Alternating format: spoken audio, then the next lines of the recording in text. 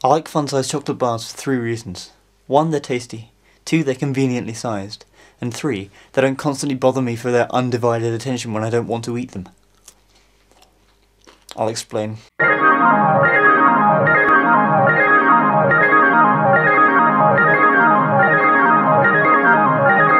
Okay, so let's say you have a product, right?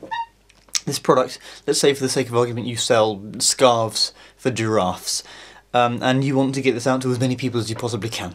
So what you do is you buy an advertising space on a billboard, and you put up an advert so as many people as possible can see your giraffe warmers.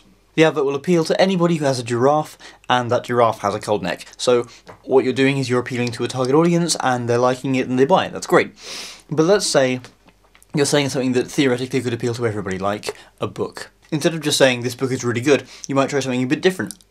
You might try a teaser campaign. So instead of just saying buy this book, it's really, really good, you instead put up a big billboard that just says it's coming, which is mysterious and compelling, and everybody who sees it talks about it and wonders what's going on, and it's on the radio and in newspapers and people around the water cooler talk about it, and it's genuinely fascinating. So you release your book, and everybody who has heard about it, not just the people who saw the advert, but everybody who has heard about it through word of mouth around the water cooler and through the radio, all the free advertising that you've got, they all go and check it out, and they all buy it. Your marketing success is a campaign. People shake your hand in the streets as you walk by.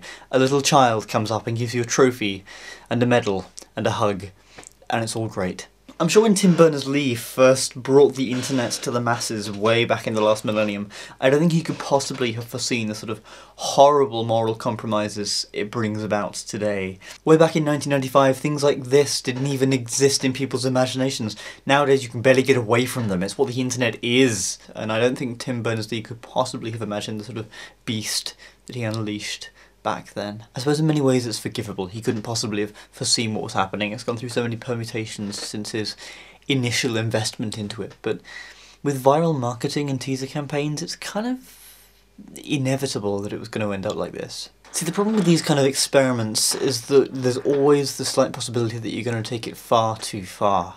And when you combine it with something like the internet, it's just a disaster waiting to happen. Let's go back to your giraffe scarves. Say you want to try and sell them using social networking site with a teaser and viral campaign. What you do is you make little posts and little pictures saying they're coming all over the place. All your friends see them, all your family see them. Everybody is very curious as to what's going on, nobody really knows. Everybody's excited, and then one day when they can't take it anymore, you release it upon them. Your giraffe scarves, there for the world to see. And suddenly what you have is a couple of sales and primarily a couple hundred people asking you why the hell you wasted their time when they don't have a giraffe, and my god, why have you done this? They take your trophy away. The same child comes up and kicks you in the shins. Nobody shakes your hand on the street. It puts up these hastily edited videos that ask these questions like, what is Rant Tank and what's in your Rant Tank?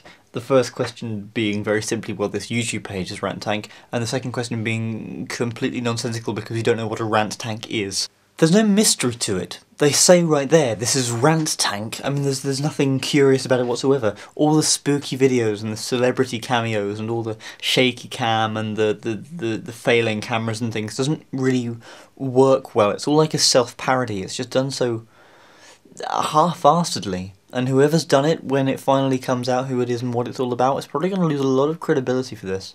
When I look at it, I get quite angry. They're demanding my attention for this, and all they can do is put up these shoddy little videos every now and again.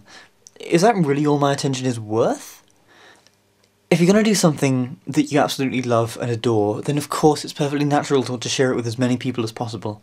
That's fine, but if you're doing it just for the attention, and Rant Tank feels like it's just being a vehicle to get as much attention as possible to the people who are making it, then those people are going to suffer when it comes out and people, all the viewers and everything, just get really irritated by it. Whatever Rant Tank ends up being, the people behind it will probably find that they would have been better off putting all the attention and time that they had trying to make the actual finished product as good as it possibly could be, rather than wasting their time and frittering away all their resources trying to build up this stupid campaign that will probably end in a really big anticlimax. Yeah, that's it.